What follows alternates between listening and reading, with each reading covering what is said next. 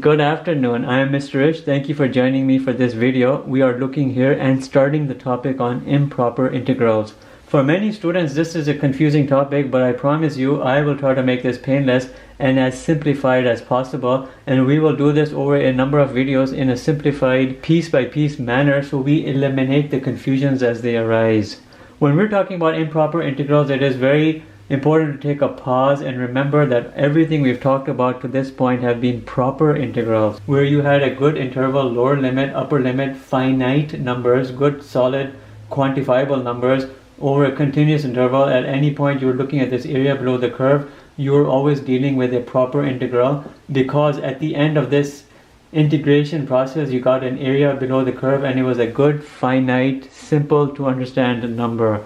An improper integral is different with that regards to everything I'm talking about here. There are two types. You can have improper integrals where you can have an infinite interval come into play.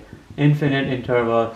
And think about this little diagram I've given you right here. I've talked about here in terms of finite intervals. This was 0, this was a, this was b, and then down here somewhere you'll end up with infinity, but a and b were very much finite numbers. In improper integrals you can have, instead of a and b, an infinity coming into play, whether it's a minus infinity or positive infinity or both. That's one form of an improper integral, and that's called type 1. Our focus of this video and the next few videos are only type 1 because they are, in my opinion, more important. The other type of improper integrals, two main types, this being one, and the other one is one which has an infinite discontinuity at play in that interval that you're looking at. And these are type 2, and I'm sincerely hoping I'm not making a spelling mistake over here.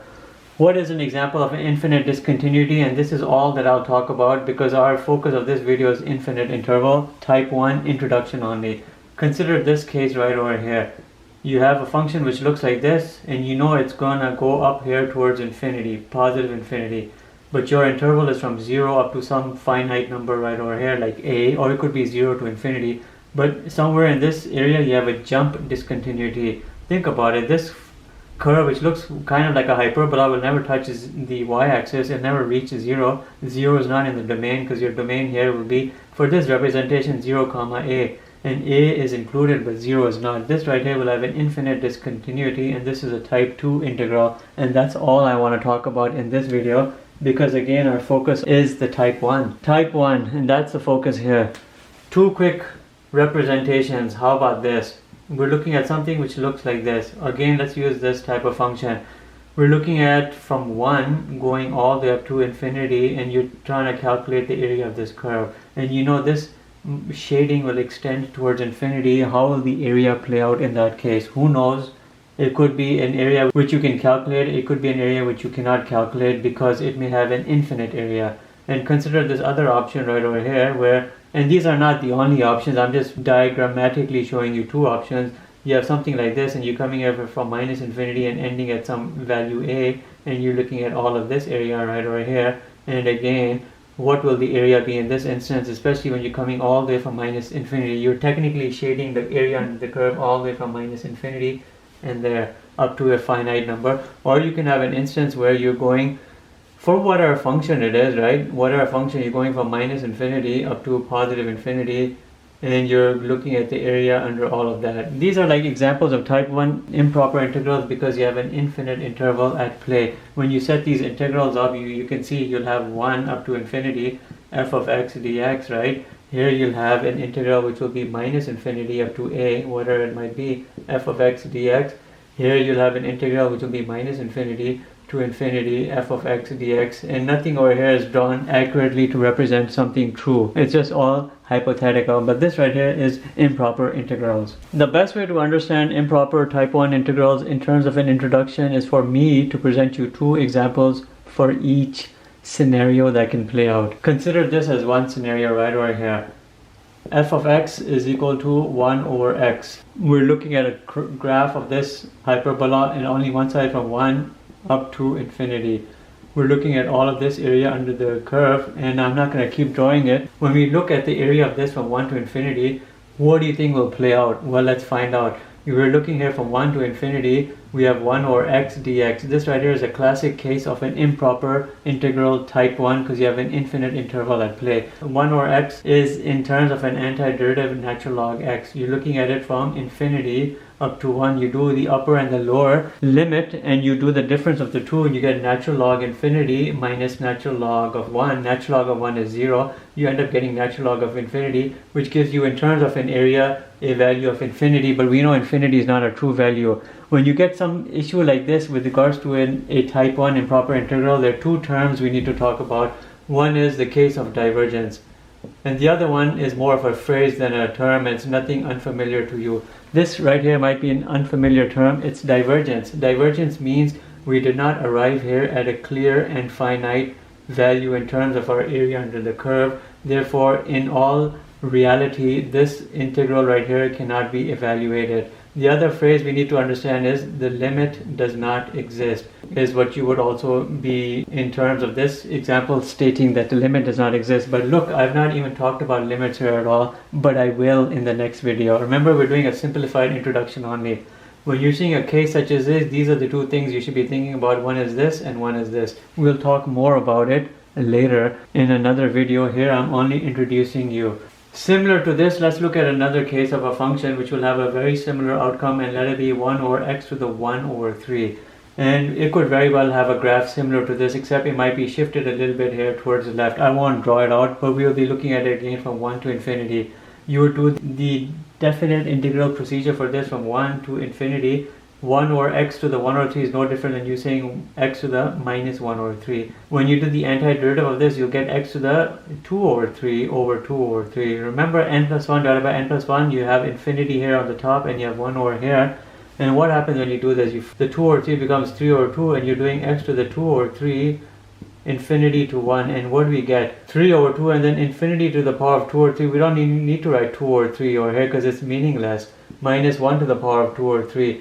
This is meaningless in the side of infinity, which is being multiplied by 3 over 2, and here we're getting again an area below the curve for something like this from 1 to infinity for this function over here to be infinity. That is, we're seeing divergence, and we're seeing, and we will eventually see that the limit does not exist. We'll talk about this whole concept here, limit does exist or does not exist, in the next video. But here the main point we're talking about is divergence.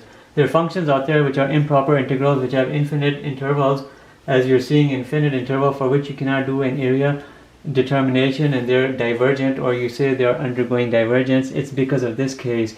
The case is this: after your finite number 1 and heading towards infinity, these functions do not zero out or get close enough to 0 soon enough that they zero out for most of this entire interval. Then for most of this entire interval, because they did not zero out soon enough, they end up having an infinite area in terms of that area representation.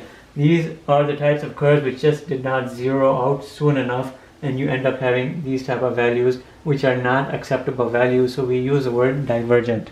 That's the first case of type 1 improper integrals. Let's look at a very valid case which has an opposite behavior than what I'm showing you here. 1 over x squared, f of x, going from 1 up to infinity, including 1 but going up to infinity, will have a very quite opposite effect than what I've shown you with the regards to the previous one, 1 over x and 1 over x to the 1 over 3. We will graph this out, but again we're being hypothetical in terms of graph. It's not 100% accurate, but it would look something like a hyperbola, but it would come closer to this horizontal asymptote y equals 0 quite soon. We're looking at from 1 going all the way up to infinity, all of this shading, and you can imagine the shading is going along that x-axis. You have to integrate this, and again we'll learn how to do this integration procedures for improper type 1 integrals at the next video.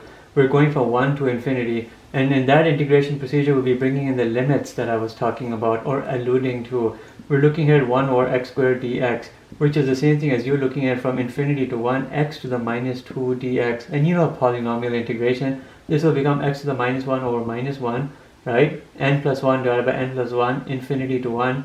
You can push the minus outside because minus 1 can very well land right here on the side. You're looking here at a definite integration, infinity and 1 coming in, and the difference of the two. You look at infinity to the power of minus 1, minus 1 to the power of minus 1. And that is giving you a minus 1 over infinity minus 1 1 over infinity, extremely small number, zeros out. Minus times minus 1 is a positive 1, and here we get a good value here for this area, which you may not have thought so to be the case, but it is the case. We're getting 1. In this instance, we have a new term which comes into play, and the term is convergence. Convergence implies that for this specific case of this improper integral, a limit does exist. That's the new phrase also. The limit exists. I won't write it out, but the limit exists. We will talk about what that really means next video. But the main term here is convergence, and divergence for the previous. Divergence implies that you cannot come with a good finite area, and limit does not exist. Convergence implies you can come at a good finite value for your area, even for an improper integral, and a limit exists. Also consider this to be another case. F of x is equal to 1 over x to the 4, 5, 10, whatever, but we'll do 4. Again from 1 to infinity. Remember, these intervals could have been anything. It could have been from minus infinity to a minus 1, or minus infinity to 1, or whatever, so long as we're bringing in at least one infinity. I'm just keeping it from 1 to infinity for consistency's sake. The graph over here would be very well like a 1 over x squared, except it would probably push out further towards the right. Here's my 1, and you'll zero out good level early on. Here's my shading over here.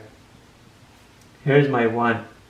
The difference between these type of graphs, hyperbolic graphs, is when you have a larger exponent in the denominator in terms of value, your graph pushes out this way. When you have like a fractional value, in terms of a value between 0 and 1, your graph pushes in this direction. Anyhow, we're not worrying about that. And you would integrate this again from 1 to infinity. You have 1 over x to the 4th, which is no different than x to the minus 4 dx. N plus 1 divided by n plus 1, you integrate this, you get x to the minus 3 over minus 3. You'll have minus 1 over 3, right? Minus 1 over 3, x to the minus 3 with an infinity and a 1. You'll have minus 1 over 3. You'll have 1 over infinity cube, right? Infinity coming in place of x, minus 1 over 1 cube. 1 over infinity cube zeroes out because it's a small number divided by an extremely large number. You have a minus 1 multiplying with a minus 1 over 3, and you get a positive area over here of 1 over 3. And that will be a good area for this, right? The area will be equal to 1 over 3. And again, you're having convergence. A limit will exist, we'll talk about next video, and you're having a good finite value for an area below a curve, even though this interval is going all the way up to infinity. What may be a common theme as to why these two specific functions over here, 1 over x squared and 1 over x4, are giving you convergence and a good finite value? It could very well be that very much close to this 1, and afterwards the whole function zeroes out mathematically, so most of this shading which extends towards infinity is negligible, and it's never even accounted for into the area. Most of this area in terms of 1 is very much early calculated on right after that 1, and you arrive at a good finite value, hence you see convergence. Now let's end this video with a good rule that should be committed to memory and understanding based on what we've seen for an interval going from 1, including 1, up to infinity, because this is what we focused on in this video. A very interesting trend and rule develops. If you're looking at cases of 1 divided by x to the power of n, where n is larger than 1, these are examples of like 1 over x squared, 1 over x to the 3 over 2, or 4 or 5, whatever it might be. These are just some examples. You'll see convergence over here, as you saw was the case with a good finite area developing. A limit will exist, and here the area representation is very good, sound, and finite. Very valid, legitimate cases here. In those instances where you have 1 over x to the n, and these are of course integrals, I'm not drawing the integrals, where n is less than or equal to 1. Examples of these could be just 1 over x. It could be 1 over x to the 1 over 3, 1 over x, any, like even a 0, because that would be just 1 over 1, a horizontal line. Very well, it fits the bill. 1 over x to a negative number like minus 3, because this would become like x cubed. And then of course you're going to get infinite areas. Anyhow, where n is less than or equal to 1, here you'll see divergence come out, where you will have situations where a limit for that particular question area determination does not exist. We will talk about in the next video. An area here is, you know, as we are seeing, infinite, and we are divergent, and these are those type of integrals for which you cannot evaluate. So let's end this video with this last item that I presented, and I bid you all a good farewell. as we look over this topic or the future videos, everything will seem to fall into place. We're looking here at type 1, then we'll slowly progress into type 2, and then the subject of improper integrals will be completed. Thank you for watching. Have a nice day.